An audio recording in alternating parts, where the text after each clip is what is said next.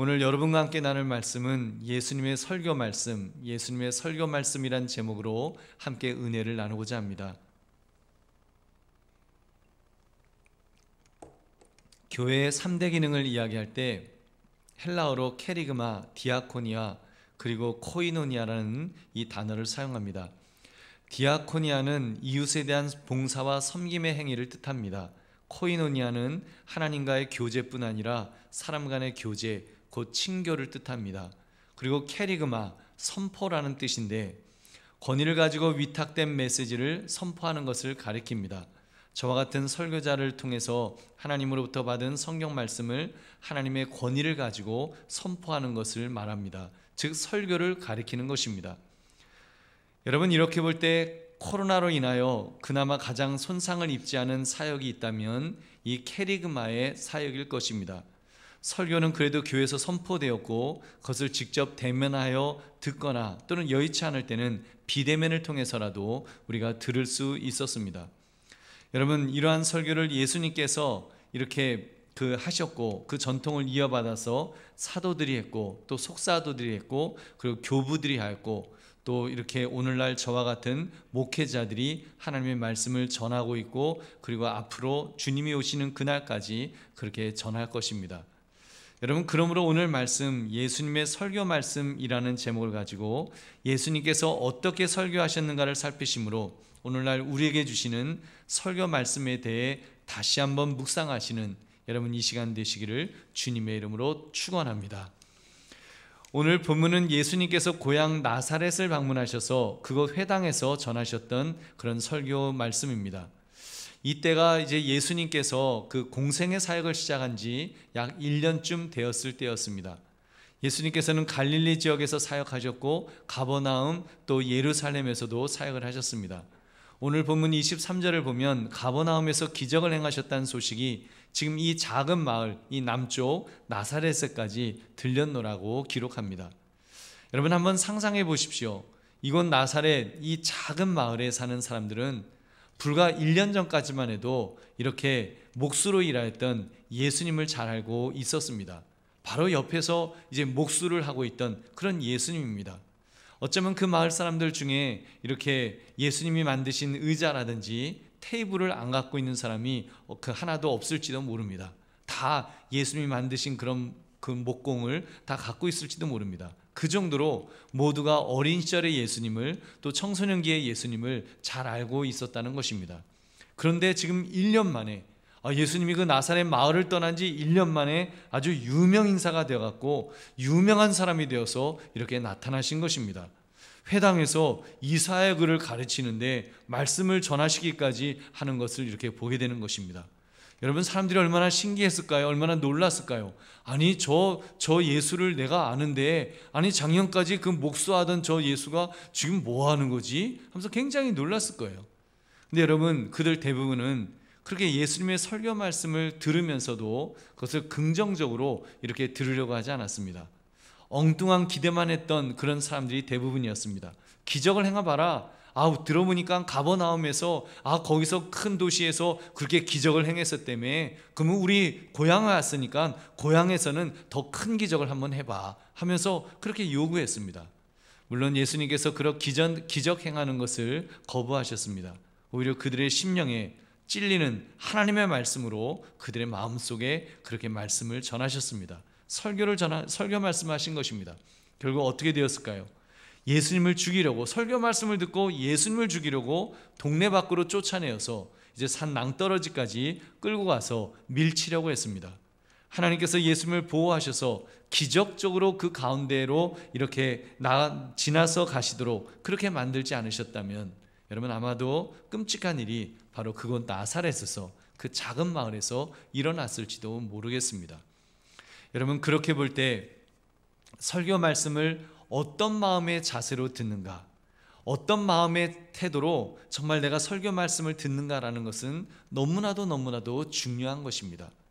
여러분, 그러므로 설교 말씀을 바른 자세로 들으려면 우리 예수님의 설교 내용을 먼저 살펴볼 필요가 있을 것입니다.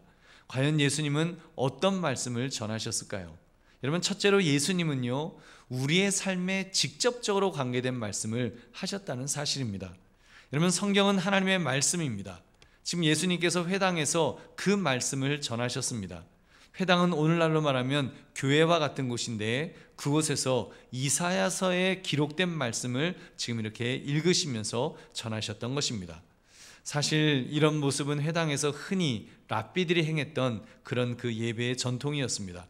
랍비가 성경을 펼치면 이제 구약 성경을 이렇게 펼쳤겠죠.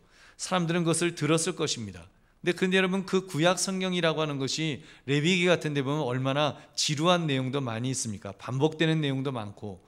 여러분, 그런데 늘 듣던 말씀이고 나 별로 상관없는 말씀이 그렇게 선포되었을 때 사람들은 아마도 영혼 빠진 그런 모습으로 얼굴을 해갖고 어쩌면 딴 생각하면서 그렇게 말씀을 들었을지도 모르겠습니다. 여러분, 예수님의 설교는 지금 랍비들의 설교가 달랐습니다. 뭔가 예수님은 다른 모습으로, 다른 랍비들하고, 유대인 랍비들하고는 다른 어떤 것으로 설교를 그렇게 전하셨다는 것입니다. 그것이 바로 사람들의 삶에 직접적으로 관계된 말씀을 선포하신 것입니다. 직접적으로 관계된 말씀. 예수님은 이사야서의 말씀 18절, 19절 말씀을 이렇게 말씀하였습니다. 우리 한번 같이 읽겠습니다. 시작.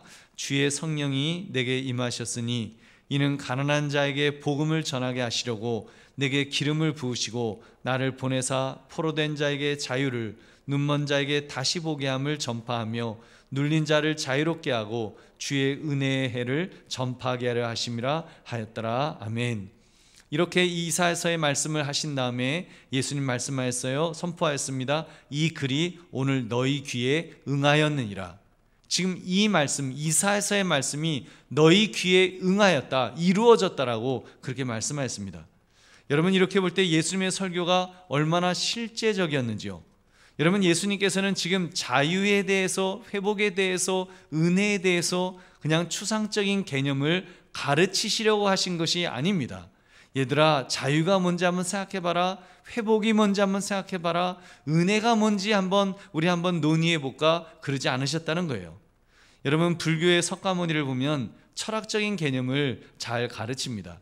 우리가 해탈을 하기 위해서 어떠하게 어떤 생각에 몰두하고 어떤 것들을 생각을 계속 발전시키고 화두를 던져주고 그리고 끊임없이 생각하게 해서, 그래서 거기에 관심이 많은 사람이 정말 오랜 세월 동안에 자기와 싸우는 중에 자기를 버리고 완전히 다른 차원의 그런 사람으로 이렇게 발전하도록 가르치는 그런 것이 있습니다. 일종의 수련이에요. 그래서 불교는 보면 이거는 어떤 마음 수련 또는 정신 수련 같은 그런 느낌입니다.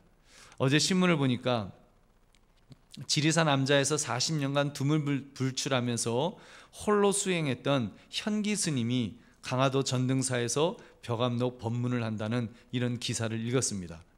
여러분, 40년 전이면 제가 고등학교 졸업했던 때였을 텐데 그때부터 지금까지 제가 지구를 2바퀴 돌고 몇 바퀴 돌고 있는 동안에 지금부터 그때까지 지리산 산속 깊은 곳에서 걸어서 1시간을 들어가야 되는 그런 암자래요. 그 암자에서 수행을 40년을 했대요. 40년. 안 놀라세요? 여러분, 40년. 저는요, 그 얘기를 들으면서 그분 참 훌륭하겠다, 이런 느낌에 앞서서 좀 끔찍하다는 생각이 들었습니다. 끔찍하다. 그분이 물론 엄청나게 깊은 깨달음을 이렇게 가지셨겠습니다만 그렇다고 그분이 천국에 사는 것은 아니지 않습니까? 여러분, 저는 오히려 감옥처럼 느껴져요. 감옥처럼. 종교가 사람을 철학의 감옥 안에 가두는구나, 저는 그런 느낌입니다. 여러분, 우리 예수님은 그렇게 심오한 말씀으로 우리의 귀만 즐겁게 해주시는 그런 분이 아니셨습니다. 예수님은 분명하게 선포하였습니다. 여러분, 정말 그 필요한 사람들에게 예수님은 이런 식으로 말씀하셨어요. 요한복음 14장 6절, 예수께서 이르시되 내가 곧 길이요 진리요 생명이니 나로 말미암지 않고는 아버지께로 올 자가 없느니라. 아멘. 예수님은 말씀하시는 거예요. 내가 곧 길이다, 내가 곧 진리다, 내가 곧 생명이다. 나로 말미암지 않고는 아버지께로 올 자가 없다. 구원받을 수 없다. 나에게 와라. 이렇게 정확하게 예수님 말씀하십니다. 이런 점에서 예수님의 말씀은 마치 하나님이 직접 손을 뻗으시는 것 같은, 우리에게 구원의 손길을 뻗으시는 것 같은 그런 말씀을 우리에게 주시는 것입니다. 뭐 나를 찾아보아라. 여러분 뭐 내 길이 뭔지 한번 생각해 봐라. 진리가 뭔지를 한번 생각해 봐라. 생명은 무엇인지 한번 생각하고 또 생각해 봐라. 이러지 않으셨다는 거예요. 그냥 손을 뻗어서 여기 길이 있다, 손을 뻗어서 여기 생명이 있다, 손을 뻗어서 우리를 구원하시는 그런 하나님이신 줄 믿으시기 바랍니다. 여러분, 예수님은 그런 분이세요. 예수님은 우리의 삶에 직접적으로 말씀을 전해주시는 분이십니다. 사는 것이 우리 힘들잖아요. 우리 너무 고통스럽잖아요. 그랬을 때 뭐 인생이 무엇인가, 삶의 고통은 무엇인가 생각해봐라, 뭐 이러지 않으셨어요. 근데 예수님은 직접적으로 말씀하십니다. 마태복음 11장 28절, 수고하고 무거운 짐진 자들아 다 내게로 오라, 내가 너희를 쉬게 하리라. 아멘. 얼마나 쉬워요. 얼마나 직접적이에요. 우리 지금 힘들어서 괴로워서 어쩔 줄을 몰라하는데, 수고하고 짐진 자들아 다 내게로 오라, 내가 너희를 쉬게 하리라 하시면서 우리에게 쉼을 주시겠노라고 말씀하시는 것입니다. 여러분, 당장 오늘 본문 이사야글 구약 성경을 읽으신 것도 그냥 뜬구름 잡는 말씀을 가르치려 하신 것이 아닙니다. 그 구약의 말씀이 오늘 너희 귀에 응하였느니라, 이루어졌느니라, 바로 나를 통해서, 예수 그리스도를 통해서 이루어졌다는 것을 그렇게 말씀하신 것입니다. 포로된 자에게 자유를, 눈먼 자에게 다시 보게 함을, 눌린 자를 자유롭게 하는 일을 바로 예수님이 행하셨다는 거예요. 예수님은요, 그렇게 사마리아 여인을, 정말 그 인생의 고통 속에 살아가던 사마리아 여인을 여러분 끄집어내지 않았습니까? 소경 바디메오처럼 정말 눈이 멀어서 볼 수 없는 사람의 눈을 뜨게 하지 않으셨습니까? 죽은 나사로조차, 여러분 죽었던 자조차 다시 살리셨던 그런 예수님이십니다. 여러분, 예수님이 그렇게 행하신 이적이 얼마나 많으십니까? 여러분, 그렇기 때문에 예수님은 직접적인 그런 말씀을 우리에게 주신다는 것입니다. 저는 그런 점에서 그 하나님의 말씀을 전하는 설교자로서 끊임없이 저에게도 이와 같은 질문의 내용을 저에게 던집니다. 지금 전하는 이 말씀이 우리 한강교회 성도님들에게 어떻게 직접적으로 관계된 말씀이 될 수 있을까? 다시 말하면 하나님이 저를 통해서 여러분에게 주시는 말씀이 무엇인가를 저는 질문하고 또 질문합니다. 제가 설교 시간에 전하는 내용이 여러분 좋은 교훈 또는 뭐 여러분의 인격을 이렇게 좀 더 고상하게 만드는 훌륭한 그런 어록이 있는 그런 말을 전하는 것이 아니지 않습니까? 여러분, 아니에요. 저는 그런 말을 전하고자 하는 것이 아닙니다. 여러분, 저도 저에게서 만약에 훌륭한 그런 철학적 사상을 좀 듣겠다 하신다면, 여러분, 제가 만약에 저라면 저는 차은일 목사 설교 안 듣습니다. 오히려 그냥 저기 교보문고 가서 훌륭한 철학책 사서 그 책을 읽고 아마 암자에서 40년간 수행했다는 형기 스님을 찾아가는 것이 그게 더 나을 것입니다. 그런 점에서 여러분, 우리 영혼이, 우리가 정말 주님 앞에 나와서 예배하는 예배자로서 우리 영혼 깊은 곳에서 여러분 원하는 그 말씀이 무엇일까요? 여러분, 무슨 말씀을 내 영혼이 지금 갈급해하고 있습니까? 그것은 바로 하나님의 말씀입니다. 하나님의 말씀, 하나님이 나에게 하시는 말씀에 여러분 우리가 갈급한 것입니다. 여러분 아닙니까? 저는 하나님이 나의 아버지가 되어주시는데, 아버지 되어주시는 나의 하나님께서 나에게 말씀하시는 그 말씀이 듣고 싶은 거예요. 그 말씀이 너무 갈급한 거예요. 이 땅을 살아가면서 하나님께서 내게 주시는 말씀, 그 내용이 무엇이든지 그건 상관이 없습니다. 하나님께서 나에게 주시는 말씀이라면 그 말씀이 은혜의 말씀인 줄로 믿습니다. 여러분, 그러면 되잖아요. 그 말씀이 축복의 말씀이요, 그 말씀이 생명의 말씀입니다. 그 말씀이 나의 영혼을 살리는 구원의 말씀인 줄로 믿습니다. 그래서 여러분, 패커 목사님은 이런 말씀하셨어요. 설교의 합당한 목적은 하나님과의 만남을 중재하는 것이다. 하나님과의 만남을 중재하는 것이 설교라는 거예요. 여러분, 설교는 하나님과의 만남을 중재하는 것입니다. 그렇기 때문에 이 자리에 꼭 차은일 목사인 저만 설교해야 되는 것 아닙니다. 우리 박 목사님을 통해서, 강 목사님을 통해서 전도사님이라도 하나님께서 말씀을 주셔서 그 말씀을 선포하시면 우리는 다 같이 듣는 거예요. 저도 그 자리에서 저도 앉아서 똑같이 그 말씀을 듣는 것입니다. 하나님이 나에게 그분을 통해서 말씀을 주시기 때문에 여러분 그 말씀에 아멘 하면서 받아야 하는 것입니다. 여러분 안타깝게도 이 나사렛 사람들을 보십시오. 이 나사렛 사람들은 예수님이 직접 오셔서 예수님께서 말씀하셨는데 그 말씀을 들으려 하지 않았습니다. 바로 자신에게 주신 구원의 말씀이라는 것을 믿지 않았습니다. 얼마나 완악한 그 인간의 모습을 보여주고 있는지요. 여러분 그러므로 설교 말씀을 들으실 때 아멘하며 나에게 하시는 말씀으로 받으시기를 주님의 이름으로 축원합니다.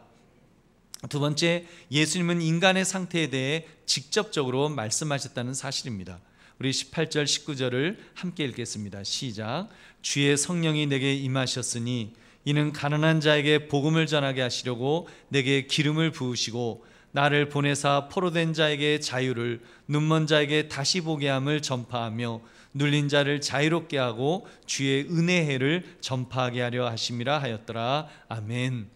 여러분 사람들은 이 성경 구절을 읽으면서 이렇게 말합니다. 아, 예수님은 가난한 자들을 위해서 오셨나 봐요. 아, 보니까 포로된 자, 눈먼 자, 눌린 자, 한마디로 사회적으로 이렇게 그 소외된 사람들만을 위해서 우리 예수님이 오신 거예요. 그렇게 말하는 사람들도 있습니다. 여러분 과연 그럴까요? 여러분 아닙니다. 예수님 그런 말씀하신 것이 아니에요. 예수님은 바로 인간 모두가, 어쩌면 모든 인간들이 가지고 있는 연약한 부분에 대해서 직접적으로 말씀하셨다는 사실입니다. 여러분 인간이 재물에 대해서 얼마나 연약합니까? 돈이라면 우리 굉장히 약해지잖아요. 육체적으로 볼 때도 깨어지기 쉬운 것이 우리 인간이 아니겠습니까? 또 눌린 것들, 여러분 얼마나 억압된 속에서 정말 그 직장에서 눌리고 또는 정신적으로 눌리고 또 어떤 문제 때문에 눌리고 그런 억압된 삶을 살아가는 사람들이 어쩌면 우리 모두라고 말해도 과언이 아니지 않습니까? 여러분 그래서 지금 예수님 말씀하시는 거예요. 그런 것들에 대해서 예를 들면 스스로 부자라고 여기는 교만한 사람들에 대해서 예수님 경고하십니다. 여러분 꼭 부자만 돈 좋아하는 것 아니죠. 여러분 재물이 없는 사람도 오히려 가난한 사람도 그 재물이 그 돈이 인생의 최고의 가치라고 그렇게 여기며 살아가는 사람들도 많이 있습니다. 돈이 우상이 되어버린 그런 사람들 말입니다. 여러분 그런 그들을 향해서 예수님은 이렇게 말씀하십니다. 마가복음 8장 36절 사람이 만일 온 천하를 얻고도 자기 목숨을 잃으면 무엇이 유익하리요. 여러분 얼마나 정말 그 정신이 번쩍 나게 하는 그런 말씀을 해주신 것인지요. 지금 텔레비전 보면 대통령 그 선거 대통령 되려고 얼마나 지금 난립니까? 뭐 대통령 만들려고 그 난리를 치잖아요. 여러분 오늘 이 말씀이 사람이 만일 온 천하를 얻고도 사람이 만일 대통령 자리를 얻고도 자기 목숨을 잃으면 무엇이 유익하리요?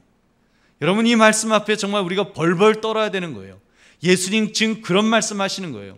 어떤 것을 얻었다고 할지라도 자기 목숨을 잃으면 그 무엇이 유익하겠느냐, 정말로 가치 있는 것이 무엇이냐라고 우리 예수님은 분명하게 우리의 문제를 꼬집으시고 그리고 말씀하시는 것입니다. 그래서 여러분 우리는 이런 말씀 앞에 우리는 엎드려야 되는 것입니다. 주여 나는 죄인입니다. 여러분 예수님은 이런 식의 경고의 메시지를 주십니다. 택한 백성이라고 자만했던 이 나사렛 사람들, 여러분 소외된 계층으로 있었다 그랬어요. 아주 깡시골이라 그랬어요. 다른 사람들은 촌사람이라고 손가락질했던, 유대인들이 손가락질했던 유대인이었던 이 나사렛 사람들, 여러분 이들도 얼마나 교만에 빠져 있었는지요. 선민, 택한 백성이라고 하는 교만에 빠져 있었는지요. 여러분 한번 25절부터 27절 우리 함께 읽겠습니다. 시작. 내가 참으로 너희에게 이르노니 엘리야 시대에 하늘이 3년 6개월간 닫히어 온 땅에 큰 흉년이 들었을 때 이스라엘에 많은 과부가 있었으되 엘리야가 그중 한 사람에게도 보내심을 받지 않고 오직 시돈 땅에 있는 사렙다의 한 과부에게 뿐이었으며 또 선지자 엘리사 때에 이스라엘에 많은 나병 환자가 있었으되 그 중에 한 사람도 깨끗함을 얻지 못하고 오직 수리아 사람 나만 뿐이었느니라. 아멘. 예수님은 지금 나사렛 사람들, 자칭 선택받은 민족이라고 하는 이 유대인들에게 지금 정신 똑바로 차리라고 그렇게 지적하신 것입니다. 엘리야 시대 때 흉년이 들어 많은 사람들이 굶어 죽었지만 그때 하나님께서 엘리야를 누구에게 보내셨다는 것입니다. 유대인 중에서도 혼자 된 분들이 많이 있었겠죠. 예수님은, 하나님은 바로 그 엘리야를 사렙다 이방 도시의 한 과부에게 보내셨다라고 말씀합니다.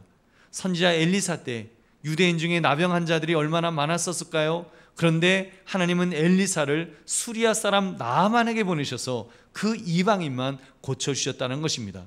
그러니 정신 차리라, 너희들도 정신 차려야 된다, 지금 그 말씀하신 거예요. 근데 그들은 회개하지 않았습니다. 오히려 화를 내면서 예수님을 죽이려고 절벽으로 밀어 떨어뜨리려고 그런 마음을 먹었던 그 완악함을 우리는 보아야 됩니다. 여러분, 이런 말씀 앞에 우리는 정말 회개해야 돼요. 주여, 나는 죄인입니다. 주여, 나를 용서해 주시옵소서. 나를 구원하여 주시옵소서. 주여, 주의 구원을 어떻게 받을 수 있습니까? 그렇게 주님 앞에 고백했어야 됐습니다. 여러분, 다윗은 그 나단 선지자가 밧세바와의 간음을 지적했을 때, 정말 당신이 그런 범죄한 자입니다라고 지적을 받았을 때 그는 회개했습니다. 내가 하나님 앞에서 범죄했나이다, 내가 하나님 앞에서 죄를 범하였나이다 하면서 그가 얼마나 울면서 그렇게 회개했는지요. 그럴 때 하나님께서 그를 용서하시고 기회를 주셨던 것입니다. 여러분, 그런 점에서 우리도 고백합시다. 주님께서 우리의 상태를 아시고 우리를 지적하실 때, 여러분, 하나님은 오늘날도 설교 말씀을 통해서 나의 상태를 지적하십니다. 여러분, 그때 회개해야 됩니다. 그때 아멘 하면서 그 말씀에 귀를 기울여야 됩니다. 그렇게 할 때 하나님께서 은혜와 복을 부어주실 줄로 믿습니다.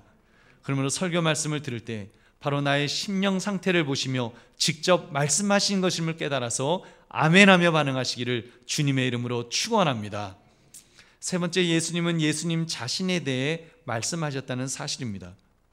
여러분, 저는 설교이건 또는 이렇게 일반 이야기이건 저의 이야기하는 것이 굉장히 불편합니다. 아마 제가 좀 자존감이 이렇게 높은 편이 아니라서 좀 낮은 편이라서 그런지 몰라도 누가 내 이야기를 들어줄까? 내 이야기를 뭔 관심이 있어서 내가 이야기한다고 들어주겠어? 좀 그런 마음이 있습니다. 여러분, 그에 반해서 여러분, 우리 예수님은 어떠셨나요? 우리 예수님을 이렇게 보시면, 오늘 설교하신 그 내용도 보시면 예수님의 메시지는 눈에 띌 정도로 여러분, 예수님에게 초점이 맞춰져 있다는 사실을 우리는 발견할 수 있습니다.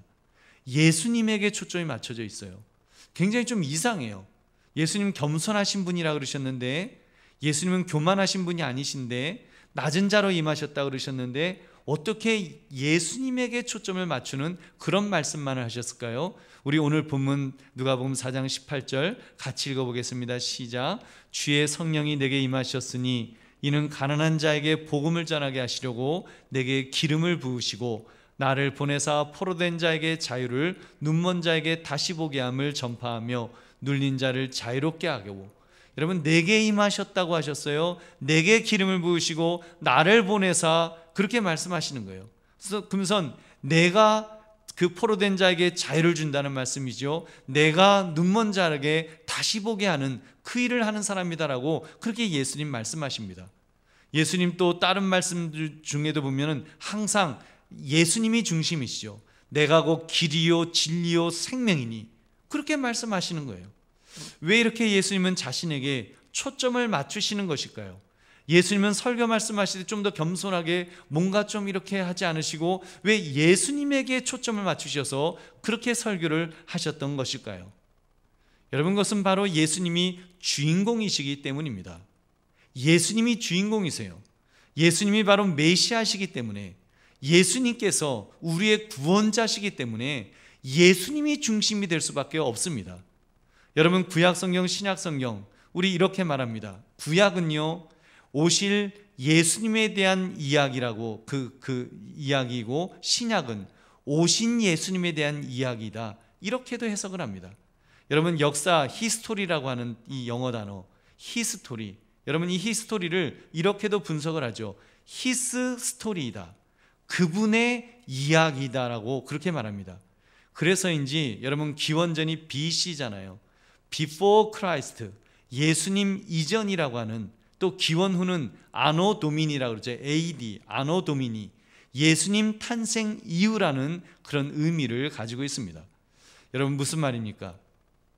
예수님만이 영광 받으시기에 합당하신 분이라는 것입니다. 예수님, 왜냐하면 예수님은 하나님이시기 때문입니다. 빌립보서 2장 6절, 그는 근본 하나님, 우리 같이 읽어보겠습니다. 시작. 그는 근본 하나님의 본체시나 하나님과 동등됨을 취할 것으로 여기지 아니하시고. 아멘. 근본 하나님의 본체시라 그랬어요. 예수님은 물론 우리처럼 이렇게 인간의 몸을 입으셨습니다. 그러니까 나사렛 사람들이 볼 때는 그냥 그 목수였던 그 청년, 그렇게 보였죠. 그렇지만 사실은 예수님은 그 본체, 근본 하나님의 본체시나 하나님과 동등됨을 취할 것으로 여기지 아니하시고 인간의 몸을 입으셨을 뿐입니다. 여러분, 하나님이시라는 거예요. 예수님은 하나님이십니다. 예수님은 경배받기에 합당하신 분이신 줄 믿으시기 바랍니다. 여러분, 그런 점에서 모든 설교는 반드시 예수 그리스도가 주인공이 되셔야 합니다. 여러분, 저도 설교할 때면 그래서 이 부분을 늘 점검을 합니다. 이 말씀이 과연 예수 그리스도를 향하고 있는가? 예수님을 주목하도록, 우리 성도들이 예수님을 주목하도록 그렇게 만들어 주는가? 이 질문을 던지지 않을 수가 없습니다. 여러분, 이 질문이 늘 있어야 돼요. 정말 설교 속에서 예수님을 바라볼 수 있도록 되었는지, 혹시라도 다른 정말 사람이 나타나지 않는지. 사랑하는 성도들이요, 속지 마십시오. 여러분, 오늘날 텔레비전에 나오는 잘 나간다는 유명 목사님들의 그런 설교를 들어보면 어떤 분들은 정말 훌륭한 그 말씀을, 훌륭한 설교를 하십니다. 그런 분들이 대부분이겠죠. 근데 간혹 보면은요, 정말 엉터리들이 있습니다. 박사학위를 땄다 그러고 자기가 뭐 큰 교회의 목사가 되었다고 하는데 그 설교 들어보면 다 자기 자랑이에요. 자기 자랑, 교회 커진 자랑, 교회 사이즈 자랑, 그거밖에 없어요. 여러분, 그런 거에 속아서는 안 됩니다. 그건 설교도 아니에요. 그건 설교자가 아닙니다. 여러분, 그 설교는요, 반드시 예수 그리스도에게 초점이 맞춰져야 될 줄로 믿습니다. 여러분, 예수님을 소개하고 예수님을 닮아가도록 만들고 예수님을 의지하도록 그렇게 만들어야 하는 것입니다. 여러분, 그러므로 예수님의 설교가 예수님에게 초점이 맞춰졌는가를 깨달아서 모든 설교 중에 예수님께 초점을 맞추시기를 주님의 이름으로 축원합니다. 네 번째, 예수님은 은혜로운 내용을 말씀하셨다는 사실입니다. 우리 22절을 같이 읽겠습니다. 시작. 그들이 다 그를 증언하고 그 입으로 나오는 바 은혜로운 말을 놀랍게 여겨 이르되 이 사람이 요셉의 아들이 아니냐. 이러면 사람들은 놀랐습니다. 예수님께서 이사야 글을 통해서 포로된 자에게 자유를, 눈먼 자에게 보게 함을, 눌린 자를 자유케 하신다는 은혜의 해를 그렇게 선포하시니까, 은혜의 해, 주님의 뜻이 이 땅에 그대로 실현되는 그 은혜의 해 말입니다. 그래서 여러분, 예수님이 이런 은혜의 말씀을 선포하시니까 사람들이 이게 무슨 말씀이시지? 어떻게 저렇게 권위 있게 이런 말씀을 하시지? 하면서 놀랐다는 거예요. 여러분, 은혜라는 것이 무엇입니까? 은혜는 값없이 주어지는 것이 은혜입니다. 포로된 자에게도, 눈먼 자에게도, 눌린 자에게도 주어지는 것이, 주어질 수 있는 것이, 그것이 은혜예요. 이 은혜로 인하여 우리가 더 소망을 품을 수 있는 것입니다. 여러분, 만약 은혜가 아니었다면요, 여러분, 예수님께서 은혜로운 말씀을 전하시는 것이 아니라 만약 예수님께서 어떤 인간으로부터 대가를 요구하는 그런 말씀을 전하셨다면 어떻게 되었을까요? 어쩌면 여러분, 정말 저에게까지 은혜의 차례가 돌아오지 않았을지도 모릅니다. 여러분, 당장 나사렛 지방의 유대인들을 보십시오. 여러분, 이 시골 깡시골 유대인들 사이에서 소외된 지역에 사는 그런 사람들이었는데, 여러분, 이들이 지금 이 말씀 앞에 굉장히 힘들어하는 거예요. 왜 힘들어해요? 아니, 왜 어떻게 이 은혜가 어떻게 저런 이방인에게, 나아만 장군 같은 사람에게, 사렙다 과부에게, 이방 여인에게 돌아갈 수가 있느냐? 그거 막 화내는 거예요. 우리같이 택함 받은 백성에게 주어져야지 어떻게 그럴 수가 있느냐? 여러분, 은혜는 그런 것이 아닙니다. 은혜는요, 값없이 주어지는 거예요. 아무리 이방 여인이라고 할지라도, 아무리 이방 사람이라고 할지라도, 아무리 정말 대적의 장군이라고 할지라도, 그 대적 국가의 정말 그 장군이라고 할지라도, 은혜는, 하나님의 은혜는 임할 수 있다는 것을 말씀하신 것입니다. 근데 사람들은 발끈한 거예요. 화를 낸 거예요. 어떻게 은혜가 그럴 수 있느냐고, 어떻게 하나님의 은혜가 그따위 사람들에게 임할 수 있느냐고 화를 내면서 예수님을 죽이려고 했던 그런 그 완악한 모습을 우리는 보게 됩니다. 여러분, 그런 점에서 우리는 예수님은 늘 은혜로운 말씀을 하셨다는 사실을 여러분 기억하시기 바랍니다. 그래서 교회에는요, 은혜의 말씀이 있어야 됩니다. 교회는 늘 은혜의 말씀이 흘러야 되는 거예요. 성도들 간에도 서로 은혜의 말씀이 이렇게 왔다 갔다 해야 되는 거예요. 여러분, 그 죄를 지적하고 뭔가 깎아내리고 그런 것이 아니라 정말 은혜가 퍼지는, 은혜가 서로 있는, 여러분, 그런 것이 여러분 그 주님의 말씀의 핵심이었다는 것입니다. 그렇기 때문에 우리도 그렇게 살아가야 돼요. 여러분, 설교 중에도 그런 은혜가 있어야 됩니다. 어떤 그 성도님은 제게 그런 말씀하셨어요. 원로 목사님은 강대에서 아주 무섭게 혼을 내키셨습니다. 이제 그런 말씀을 하시는 거예요. 저는 물러터져서 한마디로 교회의 기강이 무너졌다는 염려에서 이제 하신 말씀일 것입니다. 근데 여러분, 너무 걱정하지 마십시오. 물론 저도 또 하나님께서 또 제게 그래도 그렇게 해라 하면 저도 하겠죠. 그렇지만 저는 주님의 말씀은 은혜로운 은혜의 말씀이 먼저라고 그렇게 저는 믿기 때문에, 주님도 그런 은혜의 말씀을 전했기 때문에 그렇게 은혜의 말씀을 전하는 것입니다. 여러분, 은혜의 말씀이라고 해서 이 은혜의 말씀이 그냥 좋은 게 좋은 거야, 그거 절대로 아닙니다. 여러분, 은혜의 말씀도 사실은 그 양날의 검과 같습니다. 은혜가요, 누군가에게는 정말로 그 생명의 말씀으로, 하나님의 말씀으로 은혜의 말씀이 다가오지만, 또 어떤 사람에게는 저주의 말씀으로 다가올 수도 있습니다. 어떤 사람에게는 정말 아주 끔찍한, 정말 시체가 썩는 듯한 그런 말씀으로 그렇게 무섭게 들릴 수도 있는 것입니다. 여러분 보세요. 이방 나라 나아만 장군이 여러분 그 나병이 나았다고 하는 것, 은혜의 말씀이잖아요. 얼마나 은혜로운 말씀입니까? 여러분, 이방 여인 사렙다 과부가 굶어 죽을 수밖에 없었는데 그 엘리야 선지자를 통해서 그렇게 구원함을 받았다. 얼마나 은혜의 말씀입니까? 근데 누군가에게는 그게 저주의 말씀으로 들린 거예요. 누군가에게는 그게 저주의 말씀으로 들려서 화를 내면서 막 예수님을 죽이려고 했던, 여러분, 그런 모습을 우리는 보게 되는 것입니다. 여러분, 그런 점에서 정말 우리 은혜의 말씀 앞에 우리가 바르게 반응하는 것이 얼마나 중요한지요. 여러분, 주님의 말씀, 은혜의 말씀이 선포될 때마다 여러분 아멘 하시면서 나에게 주시는 말씀으로, 나를 살려주시기 위해서, 나를 세워주시기 위해서 주시는 말씀으로 받으시기를 주의 이름으로 축원합니다. 여러분, 절대로요, 우리 한강교회 강대에서는 누군가를 죽이기 위해서 그렇게 말씀을 전하는 일이 없습니다.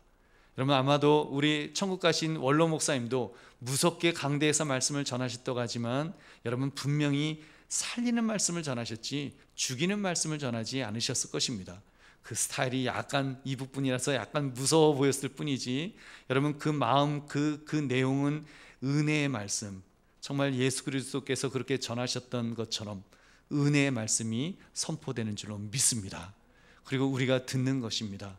우리가 들을 때 나를 죽이는 말씀으로 듣는 것이 아니라 나를 살리는 말씀으로, 생명의 말씀으로, 축복의 말씀으로 들을 때 여러분 우리에게 엄청난 은혜가 넘칠 줄로 믿습니다. 그러므로 예수님은 은혜로운 내용의 말씀만을 전하셨다는 것을 깨달아서 그 은혜에 감사하시기를 주님의 이름으로 축원합니다. 말씀을 맺습니다. 예수님의 설교 말씀, 예수님께서 직접 설교를 하셨지만 나사렛 사람들은 거부했습니다. 오히려 죽이려고까지 했습니다. 그렇게 볼 때 설교 말씀을 듣는 자세가 얼마나 중요한가를 우리는 깨닫지 않을 수가 없습니다. 꼭 기억합시다. 예수님은 철학이 아니라 나와 직접적으로 관계된 그런 말씀을 전하셨다는 사실입니다. 내게 집중할 수 있는 나에게 정말 나의 문제를 지적하시면서 예수님이 내가 회복되기를 원하시는 그런 말씀을 주신다는 것입니다. 무엇보다도 그렇게 해서 예수님에게 집중할 수 있도록, 예수가 그리스도시라는 사실에 집중할 수 있도록 그렇게 말씀을 주십니다. 그리고 은혜의 말씀을, 무엇보다도 은혜의 말씀으로, 나를 살리는 말씀으로 주신다는 사실입니다. 여러분, 그러므로 예수님의 설교 말씀이라는 이 제목처럼 설교 말씀을 들을 때 하나님께서 나에게 주시는 말씀으로 들어서 정말 은혜 받으시는 저와 여러분 되시기를 주님의 이름으로 축원합니다.